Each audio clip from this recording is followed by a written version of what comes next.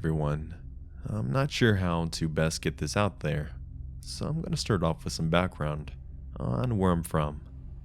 I grew up in a small town with no more than a few stoplights and a few thousand residents in the Great Basin Desert of the western US.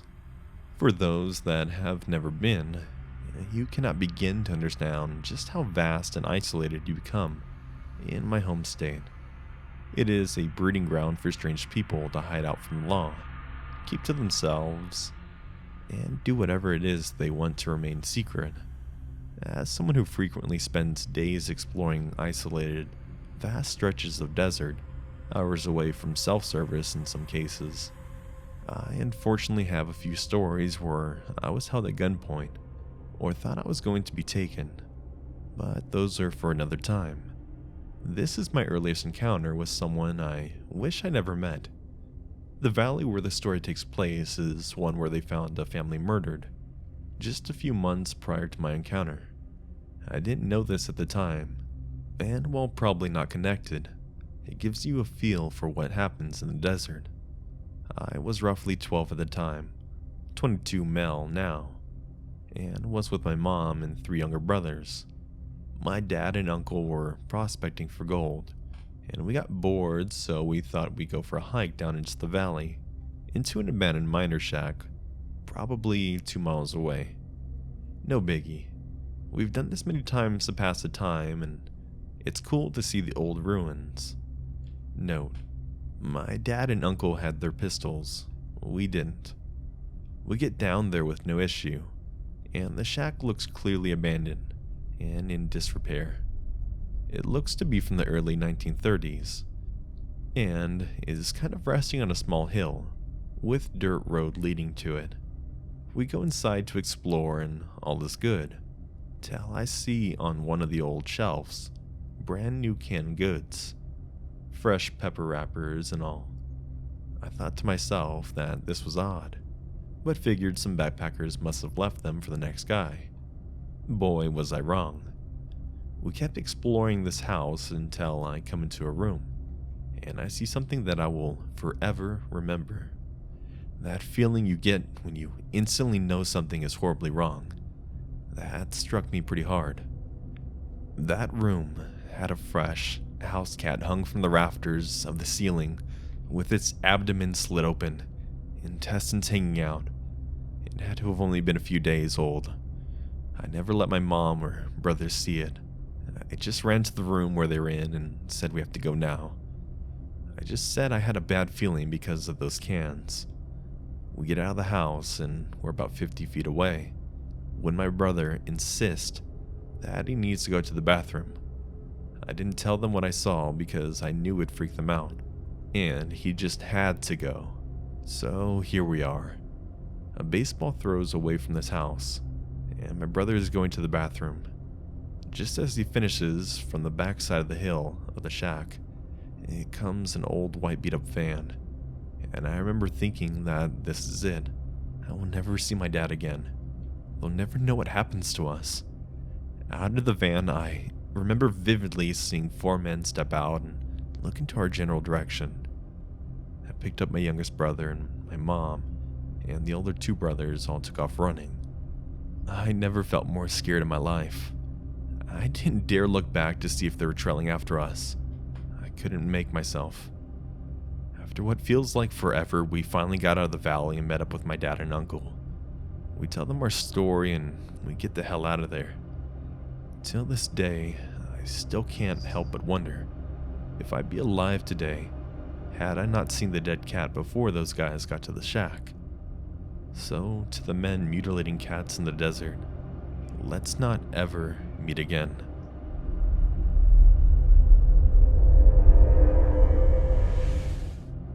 At the time I was 17, and I was living for a few years in a small house with my mom after my parents divorced 6 years ago. The house wasn't huge, but we had 1 floor with our bedrooms and a small garden. We also have a dog who isn't really scary. It's one of those small dogs with a lot of hair. His biggest default is that he barks a lot during the day, every time someone is close from the garden. That annoyed me and my neighbors a lot. It's important to notice that my dog never barks at night and always sleeps in my bed with me. Anyways, one time in the middle of the night, I had a dream where I heard a constant dog barking. In my dream, I felt like it lasted 1,000 years, but it only lasted for a few seconds. When I woke up out of that nightmare, I didn't feel the weight of my dog on my feet.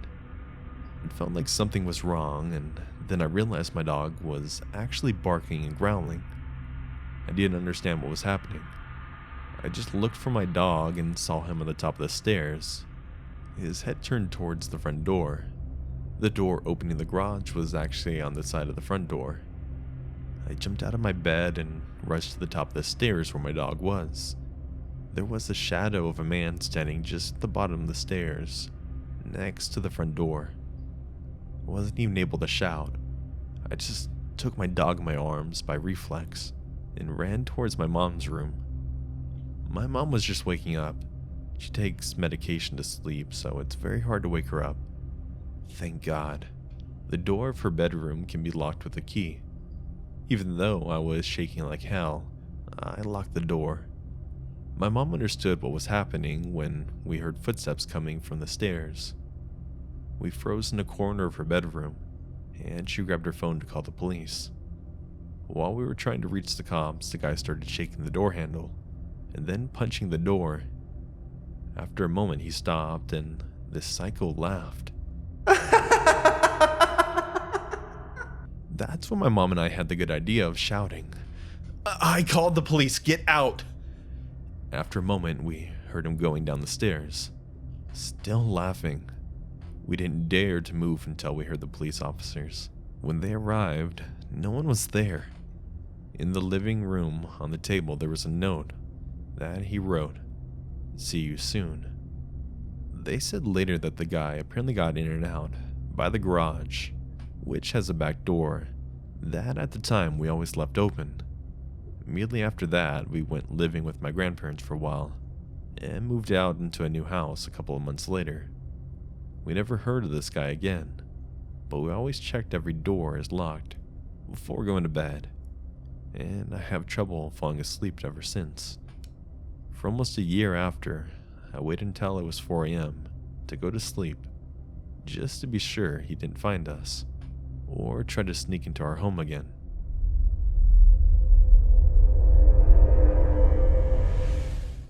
Since the moment I started working at this restaurant 6 months ago, the alleyway behind the restaurant has always given me an uncomfortable feeling. To gain a layout of this restaurant, it's located in the middle of downtown, 5 minutes from the Mexican-US border, since we're located into the tip of Texas, in the Rio Grande Valley. The alley itself is not located right behind the establishment. You just walk past its patio, then past our garage until you reach the side back door that you have to prop open as the door locks behind you once it's closed. During the day, I'll usually see people walking back and forth across the alley. When I go to take out the trash, it's typically a safe location, though it is also prominent for its homeless population. They're usually harmless, despite a few that are noticeably mentally ill. My colleagues have even gotten to know a few and have given leftovers whenever possible. I work as part of the kitchen staff at this restaurant, and most of the time we'll work past 10 p.m. At night, my boss usually never lets the women take out the trash, just to be safe, especially a petite 5-foot Hispanic, 28-year-old female. Anyways, since the quarantine started, our kitchen staff has become quite small, so I'll usually help take out the trash with one of the other men working. This night was pretty slow, and my fellow coworkers and I were encouraged to clean up and leave early, at around 9:45. I decided to get 2 of the slightly full trash bags and take them out back myself, assuming someone will see my actions and take the other 2 after me. As I walked past the patio to the garage, my gut began to fluster. I got to the back door and paused. Maybe you should wait, I told myself, but the smell protruding from the bags was nauseating. pushed the door and propped it open with a brick we usually kept nearby. The alley was dark and silent. The air felt menacing. The only light illuminating was from the bulb above the door. I walked quickly to the bins and lifted up the top and dumped the trash.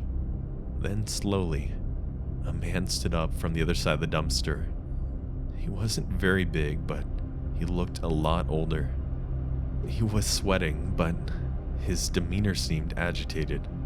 He must have been crouching and waiting for some time. I jumped back, holding my hands above my heart. That seemed to be pulsing through my chest. The man looked at me, eyeing me as my steps moved backwards. He shook his head, motioning me to stop.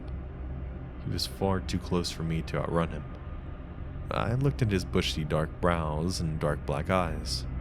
Most of him were still cloaked in the night that surrounded us. His clothes didn't look homeless, but I still assumed he was, since it's common for them to be out here at this hour, usually waiting for food. I told him I have no leftovers, but he shook his head again and took out a medium-sized knife. My eyes widened as I took in a breath. The following exchange took place in Spanish, but I'll translate. I don't have my purse. I was working. I'm still working. Just come with me, he said, using his knife as a pointer. My mouth grimaced. Having no idea where this small amount of courage came from, I said, "My friend is coming right now with the rest of the trash." "No, come now," he said, more harried, and stepped closer, and I stepped back again, speaking again with a little more tenacity. "They all saw me come over here. There's more trash, and he's coming right now. He's outside right now. I just need to yell." "You are not going to scream. I'll gut you." To this day, I don't know what came over me, but I replied with, "Mírame," or "watch me." We looked at each other, daring each other. Then we both heard footsteps coming from the inside of the garage, and he ran past me. I stood there breathing again. I don't even know. I was holding my breath until I turned to see my friend, John, come out of the door. "We're almost done over," he stopped after seeing my face. "What happened?" I explained everything as tears ran down my face. My friend decided to run down the alley to try to catch him, even though I told him not to, and that he's gone by now. It was about 5 minutes until he came back. John relayed to me that no one was around, except for some homeless guys we were familiar with. He asked them if they had saw anyone running from the alleyway, and they said yeah, but they didn't recognize the man, and he took off in the opposite direction towards the border. John took me back inside and told their boss what had happened. They called the cops, whose station was pretty close by. They sent someone to patrol the area and gather a description from me, which I gave. My boss let me leave early, and John walked me to my car. He told me it's too bad we don't keep a camera back there. It would have been cool to see how I handled the guy. I smiled slightly, but my stomach was still in knots. He looked at me and apologized. I moved my hand to stop him and told him that I'll be fine. Fortunately, I still work there, but I've been excused from trash duty from now on. Obviously, they never found him. I don't want to think about what would have happened to me if I was more compliant. Something gave me the courage to argue back at him, and thank goodness that my friend came out just in time. So, man waiting behind the dumpster, I hope we never meet again.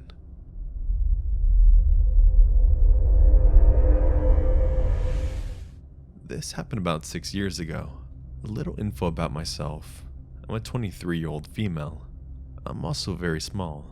I'm 4'11" and weigh 95 pounds soaking wet. No, I don't have an eating disorder. My 11th grade year of high school is when this event took place. It was within the first 2 weeks of school, and I was a bus rider.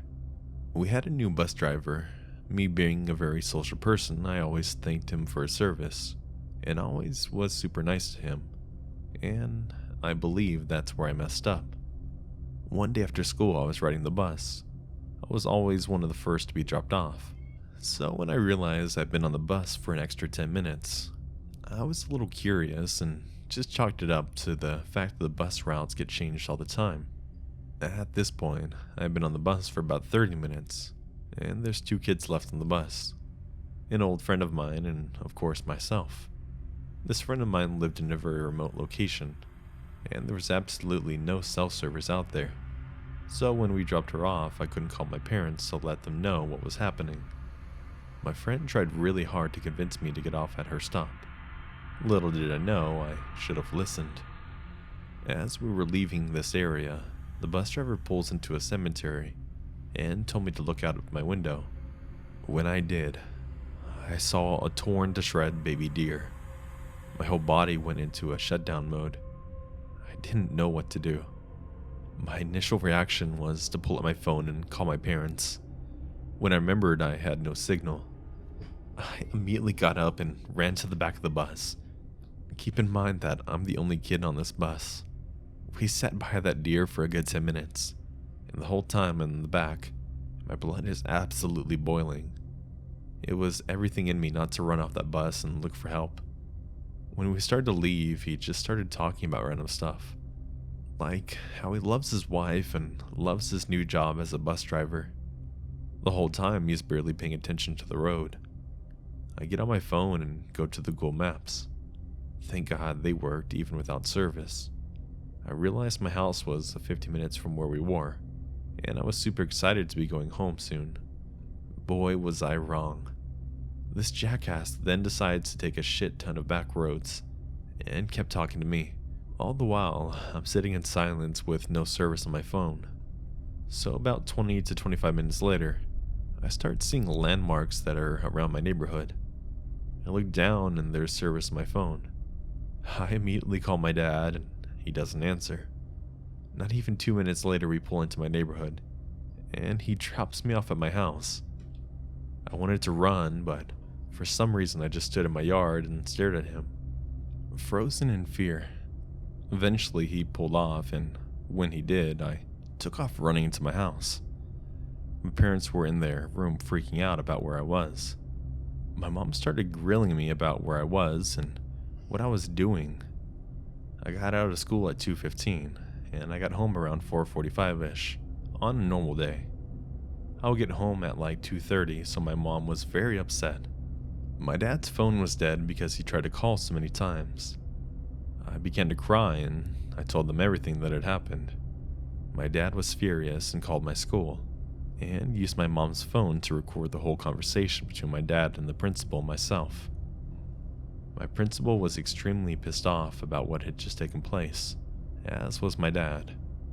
My mother was just cuddling me, asking me if I was okay, and if anything else happened. I didn't go back to school for about 2 days. There was no formal investigation. The school handled it themselves. The bus driver denied everything, and when they checked the camera footage, the camera happened to be covered by a sticker or something of the sort. Thankfully, nobody believed the bus driver, and he was fired. I haven't rode a bus ever since. I know this isn't as creepy as most of the stories, but it's mine, and it's still the most bone-chilling experience I ever had.